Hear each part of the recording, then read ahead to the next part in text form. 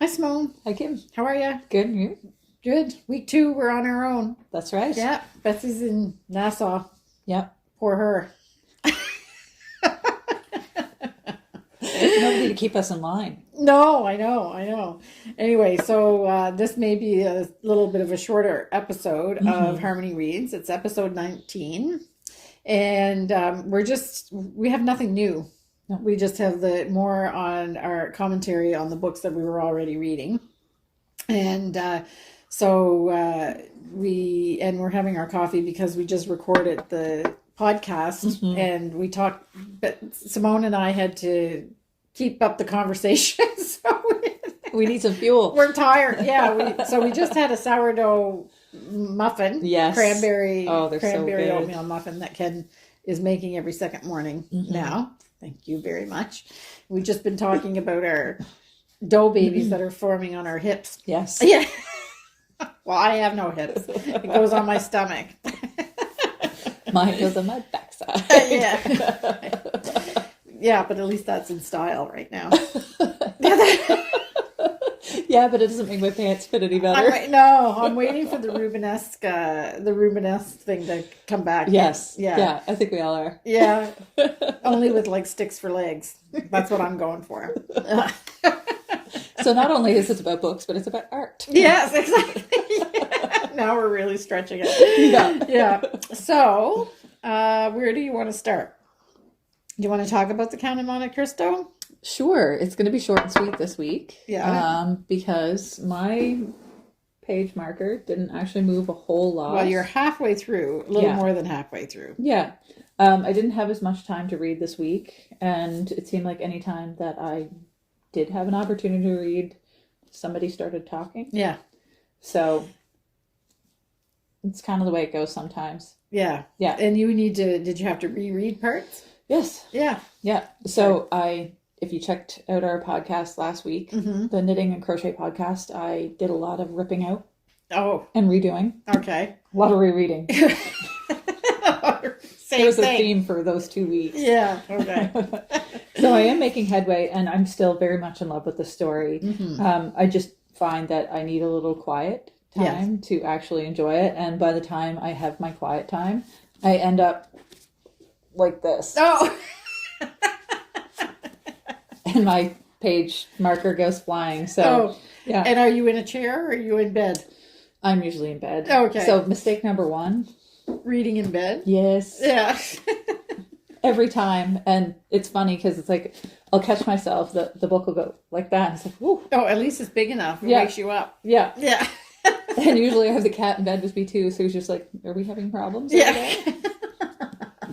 So I am making progress. He's still in Paris, and he's just had his dinner party. Oh.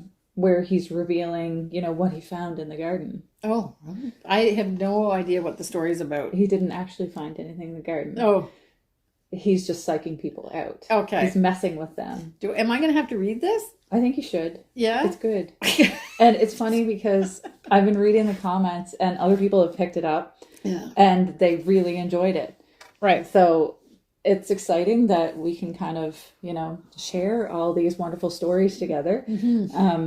Like I said last time, sorry, I would say this one is definitely going to be a rereader for me because I'm just enjoying the story so much, especially when I get to sit and actually read. Yes. And I mean, let's face it, if you're reading a book that size, you're bound to miss some parts of it. Yeah. Because it's a bit of a mystery, but would the story be enhanced if you knew in advance will you find more little I think so. Easter eggs? Yeah. More breadcrumbs for sure. Breadcrumbs, yeah. Yeah, I think so. And I think you'll find them sooner. Wow, that print is really small. It is. It's teeny. Yeah. There's a lot of words in this book. Yeah. So yeah, I'm on chapter 64, The Beggar. Yeah. And I can't wait to have a little quiet time. Yeah. To indulge some more. Right. I'm actually going to be sad when I finish this book. Oh, okay. Because I am enjoying it so much. Yeah. And it's always good whenever you have a book like that. Yeah, exactly. Yeah. It is. It is good. Okay, so I finished A Column of Fire. Yep. So my mission was finishing Column of Fire by Ken Follett. And my opinion hasn't changed. So it's just very political, a lot of heavy stuff. Yeah. At some points there was things that were excited if you didn't know if the person was going to survive or not. But I have to, honestly, I actually read the last 3 pages before I finished it because I just wanted to know who was still around. And so I don't know what to say. Well written, but it's not the same thing as what we've all been saying. Yeah. And I think the people in the comments have kind of agreed with my take on this. Is that very political, really hard to keep track of the people because there's famous people, but that but from history. But the other people, can't remember exactly what side they're on. People are changing sides all the time. Yeah. And anyway. And I mean, honestly, it's a bit of a mess because that time period was a bit of a mess. Yeah. Well, it was very, people were changing sides all the time. Yeah. So, I mean, it was it's, if you haven't read it, it takes place in the late 1500s to the 1600s. And it's basically about, Mary Tudor and Mary Queen of Scots and Queen Elizabeth and the religious upheaval that was happening in Europe between Catholicism and the Protestant faith. Yeah. So it was the one thing that I did find interesting because I didn't know a lot about it was how those groups that we know of here or heard of here, like the Huguenots and the Puritans and all of those, how those groups formed because it does tell how they happened. And there is also kind of a recounting of the Guy Fawkes story, which everybody knows. Well, not everybody, but a lot of people know about Guy Fawkes. But I never really knew the story of exactly what he tried to do. Yeah, which is pretty crazy. Crazy, and almost got away with it. Yeah. So I don't know. So this was the thing about this book is that there's obviously real historical characters in it, and the history of the things that happened is documented, but the other auxiliary characters that are in the story that are fictitious, you don't know how much of that is supposition of what their influence would have been, or if it was actually the motivation for some of these things. So that part of it I find a little bit it would almost be more interesting to me if it was like purely an historical fiction or purely historical fact. Yeah. So it left you with more questions than answers. Yeah, sort of. If I had been interested to ask any more questions and answers. Yeah. Just anyway. So, he's a great writer. It's a hefty book, so it took some time to get through, but I don't feel like I need to. I really, like I said it before in previous episodes, I really liked The Pillars of the Earth, and I liked World Without End, not as much as Pillars of the Earth, and then this one I have no desire to read the fourth one, which is actually a prequel, I think, that he wrote another one, which is a prequel. And it's funny how series go like that. Yeah. Because I know I read the George R. R. Martin's. Yeah. And the last one, The Dance with Dragons, I felt like I had to read it. Yeah. Because I had read the previous books. Right. And to be honest, I was so mad whenever I finished that book. Did he actually write it? Or did somebody finish it for him? Well, that's not the end of he's never going to finish the series. Okay. That was the last book that he wrote. Okay. But is this the same series that the Game of Thrones was based on? Okay. Yeah. Yeah. So, yeah, it was kind of like that where like you feel like you are obligated to read that last book. Well, you've gone that far. Yeah. Like there's, you're halfway through the third book of this size. You have to finish it. Yeah. Anyway, it's just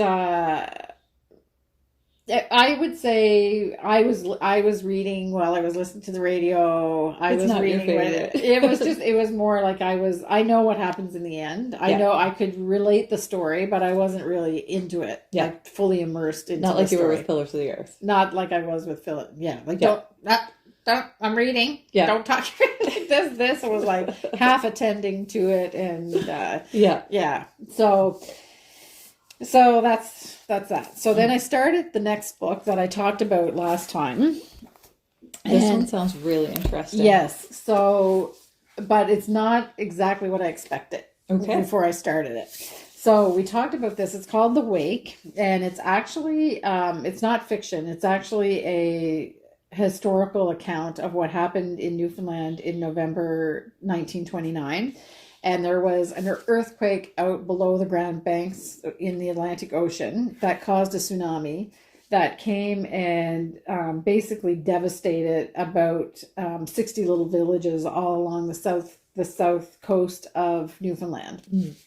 So I've lived in the Maritimes all my life, and I had never heard of that tsunami. Me either. And so far I haven't found anybody that has ever heard about it. And apparently lots of people that were alive at the time didn't even know about it too. So it's written by Linden MacIntyre. So Linden MacIntyre's family was actually from one of those small villages that was affected by the tsunami. And he then moved to Cape Breton. So he actually still has a summer home in Cape Breton. And he was a journalist that was part of a CBC news program. He used to be on the Fifth Estate. The program is still going on. So he's actually very, he's a storyteller, but a journalist as well. He does a lot of, I'm not sure if it's probably like 50-50. He's got fiction books and nonfiction books. This is a nonfiction one. Somebody in the comments, probably one of his best known fiction books was The Bishop's Men. And you can tell by his writing, his fiction and his nonfiction, he doesn't travel far from home. So he writes about things that he knows about or has firsthand account of. Like that didn't necessarily happen to him, but he knows people that have had things happen. So even if it's fiction, it's kind of... it's well-founded in fact. Yeah, so The Bishop's Man is a hard read, but it's very well written. It's about abuse in the church.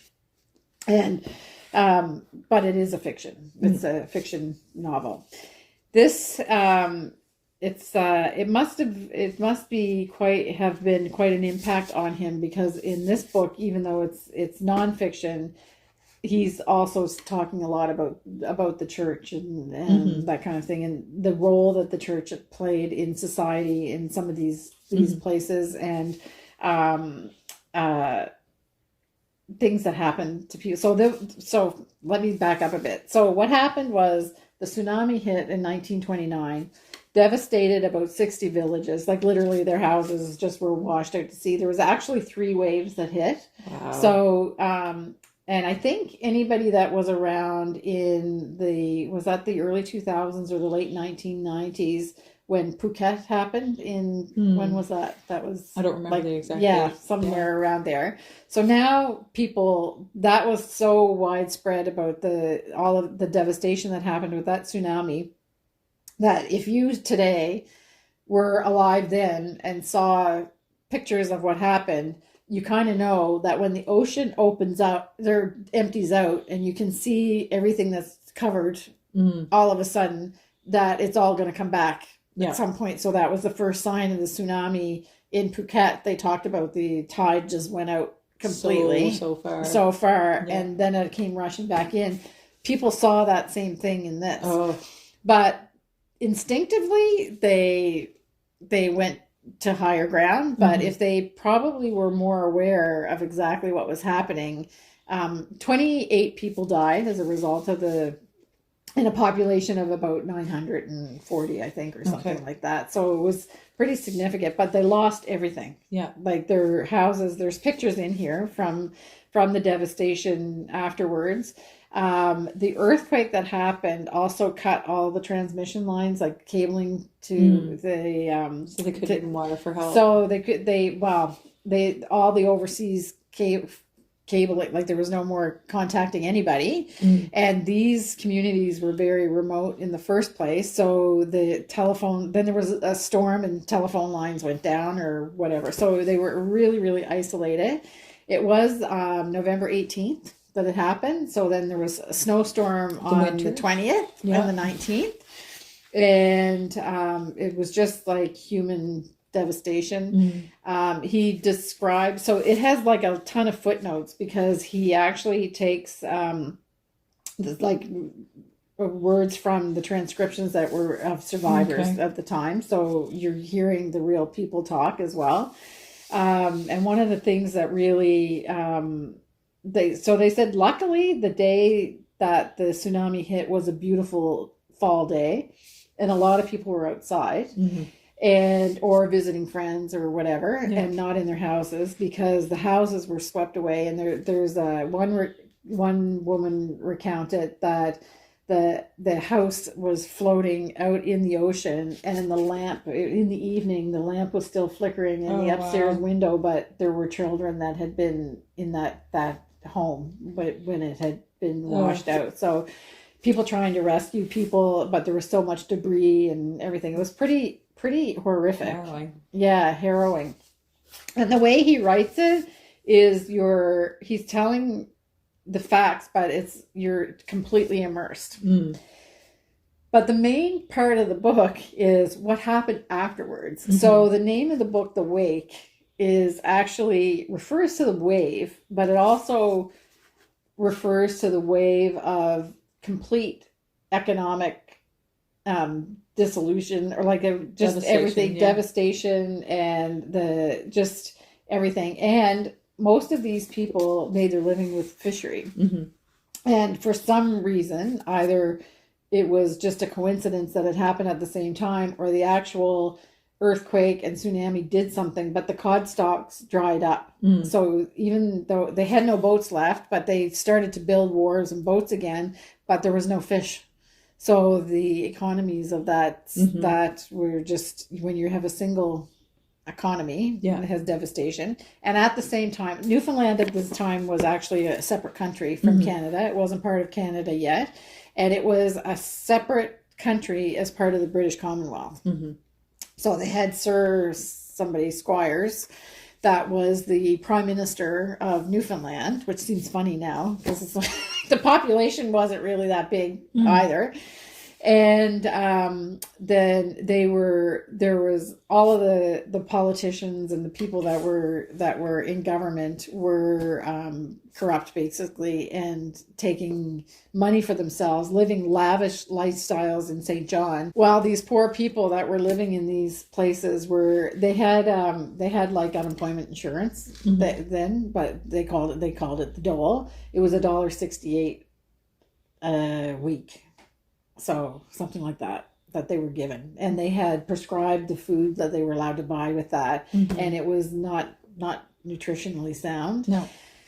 So and then now I'm at the part I'm about. Let's see, my bookmark is here. So about a third of the way through, and now what's happening is the aftermath of all of that devastation and the corrupt government, and there were riots with people.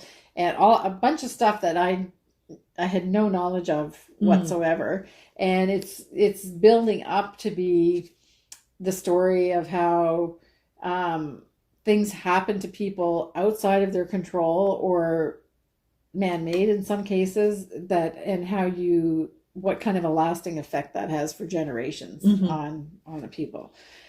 So the writing for the tragedy of the tsunami is actually very conversational, I would say, because he shares a lot of the real stories of. It's very interesting.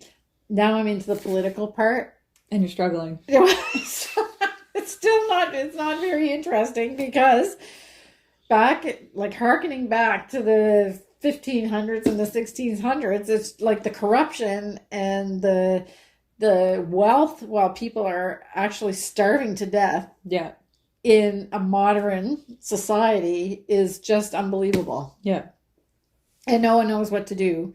So they've decided they need to diversify their economy, and they start looking at mines because they have a mineral there called fluorspar, I think is how you pronounce it, that they're using in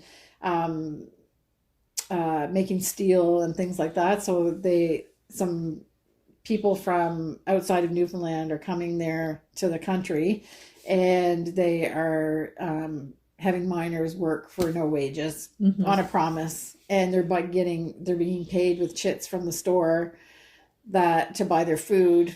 So we have lots of examples of that in Atlantic Canada. But what happens when you're tied to the company store in a mine, and so I can see what's coming. Yeah. Complete devastation. And it's still an independent country. Newfoundland is still an independent. We're up to about 1934, and I think they joined Confederation. They were the last province to join Confederation. I think it was 1941. I thought it was later than that. No, well, 49 then. It was in the 40s, I think. Can you Google it? Yeah, I think it was in the 40s. Did you think it was 50s? Yeah, No. I thought it was around 1954. Oh, But maybe I'm bonkers. Oh, well, I don't know. Ken's going to look it up. Yeah. So anyway, it was late. Yeah. It was late, but they were bankrupt. So by the time all of the wealthy people and the prospectors that got through with them. All the opportunists. All the opportunists. The province was bankrupt, and they came into Canada. Do you know a lot about that? No. No. The funny story, there's a really famous family, not so famous anymore, I guess, because the main guy that made them famous has now since passed away, a politician. But there's what year is it? 1949. Okay. 1949. All right. So the Crosby family. So John Crosby was a prominent conservative politician from Newfoundland that was in the federal cabinet, and his family had made a lot of money. He was they had a very wealthy family in St. John's, and there's a funny story about the negotiations for Newfoundland joining the Confederation had a little bit of a hiccup because the Crosby family had a big margarine factory. And in the rest of Canada, you weren't allowed to color margarine yellow because you had to be able to tell the difference between margarine and butter. And the Crosbys were fighting that because they were making yellow margarine, and that they had to change the rules. So we have yellow margarine in Canada now because the Crosbys wanted to continue to make yellow margarine. That's funny. Yeah. They won that case before. Yeah. Anyway, I think there would have been bigger things to worry about. Yeah. But anyway, I just so find that too far off. 1949. Yeah, was 1949 when they joined Confederation. Yeah. So I was only 5 years off. That's not bad. Yeah, no, not bad. So tanks question in school, but that's okay. Yeah. So it's funny because the father of Confederation was Joey Smallwood, I think, if I remember correctly, and he was still alive. My father actually knew him, and he was just around Newfoundland long after he lived to be very like an old age. So I can remember my sister was with my dad traveling, and they ran into him in a coffee shop somewhere, and my father introduced my sister to him and said, "Oh, this is the last living father of Confederation." So Canadian Confederation happened in 1864. Everybody else joined then, and Newfoundland was a separate country. And my sister said, my dad said, "Oh, this is Joey Smallwood." And and she said, "Oh, and are you some significance?" And he laughed and laughed and laughed. Dad said, "Well, he's actually the last living father of Confederation," which meant nothing to an 8-year-old. No, I was going to say, how old is she? Yeah. It was funny. Anyway, so he was around. He was quite a character. Yeah. Yeah. So anyway, so that's it. If you want to know about Newfoundland politics and how around that whole time, and certainly the fortitude of the people from Newfoundland, they still have that reputation now. Yeah. They're always, and they make comment, the different people that were coming from England to manage the country and everything the first thing that they say was the friendliness of the people, and they were in good spirits in spite of the hardships, that like grinding poverty that they had. So anyway, so not an uplifting book. I might have to read another Leslie Crew after this. See, to me, that kind of book is a book that I would typically read in the summertime, because then I can take it with me to the beach in the sunshine. Yeah. And it just makes it easier to read through. Because I know, like, whenever I started reading the Gulag Archipelago, that was at the beach. And then I still had to stop because it was just so heavy. Yeah. Well, this is more, I think the way I'm feeling is more like it's not that long ago. No.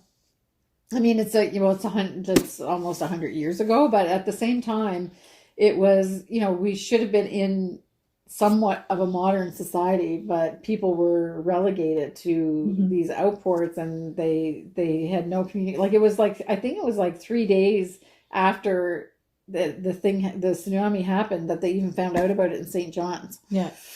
So it's very isolated places, and those people are survivors. You have to, absolutely. Well, I mean, the fact that they went to higher ground, they watched everything be washed away. Yeah. And then had to start building. And from they had just the clothes that they had on their backs. Yes. In the winter. Yes. And they had to clean up like everything. Yeah. There was one funny story that he told, though, that somebody told, is that an older woman was, when people interview the old folks and what was it like back in the day kind of thing, and she was talking about it, and she said that their barn got went out into the ocean with one of the waves, and they could hear her pony was in the barn, and she could hear it clattering in the barn, and then the doors opened up, the pony jumped out, swam to the beach, and then ran, and they didn't see it for 3 days, and 3 days later it came back. Oh my goodness. I was like, good. They got their pony back. Yeah, they got their pony back. So it was anyway, it was really something, and a lot of people didn't hear of it. Like, it's well, this is the first that I've heard of it, you having this book. But even in the time, it didn't make it was. But I guess you have to think about all of the stuff that was happening. They were just you were 10 years away from World War I, which was devastating for Newfoundland as well, because they sent regiments over because they were part of the British Empire, the Commonwealth. And then you had the stock market crash, and so all of that was going around in the same time as this. It must have been really something. Yeah, like words can't describe what it must have been like. Exactly. Yeah. So this is so it's all kind of depressing, but it's not really depressing because it's depressing. It's history, but it's not. It's important to learn about it. Yeah. But you know what? I don't feel as grubby reading about this as you do when you see some of the other kind of ostentatious stuff that people do when really they should know better now. Yeah.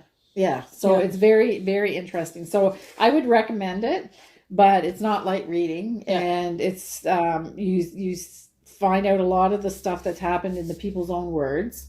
So it's very poignant. It's poignant. Yeah. That's what I would say. And you have to give credit where credit is due. Those people were, when you say hard scrabble, they had hard scrabble lives, and they tough as boot nails. Tough and still finding community and I mean, people from Newfoundland have a reputation for being super friendly, so generous. There's some lessons to be learned here. Yeah, generous. Yeah, where they had nothing. Yeah. So, and they're still that way. Yeah. A lot of the time. They made a play about it. Yeah. Come from away. Anyway, so it just makes you respect them even more, I think, is what the point I'm making. So anyway, so a good book. But I'm going on the search for something a little bit lighter for my next read. Yeah. You need some Marshmallow fluff for the brain. Yes, exactly. Yeah, blackjack cherry. There we go. Yes, Simone and I are talking. That's our favorite ice cream. Yogurt. Thank you, Ken. Yeah. Ken started it all. Actually, it's funny, speaking of the blackjack cherry, I went up, when was it, Saturday? And it was either Saturday or it was Thursday. And I came to the counter with the tub of blackjack cherry, and one of the girls that works behind, she goes, "You must have been talking to Ken." Was that at Cooper's? Because I got the last tub of it. I think you were starting a thing. Yeah. Yeah, all right. That's funny. Anyway, so that wasn't a very happy podcast, but anyway, that's what we're. No, they can't always be. We said when we started this that we were going to tackle tough subjects as well as have some fun as well. But anyway, so that's it. So I'll finish this very quickly because I want to know what happens next, because I don't know. In the end, I know that Canada invites Newfoundland to become a province of Canada, but all the other stuff that went on, the riots and all of that, I didn't know anything about that either. So it's a good lesson, history lesson. So I think that's it. I think so. So next time, I don't know what I'm going to read next, but it'll be something light and fluffy. Yeah. So we'll see you in 2 weeks' time. Bye. Bye.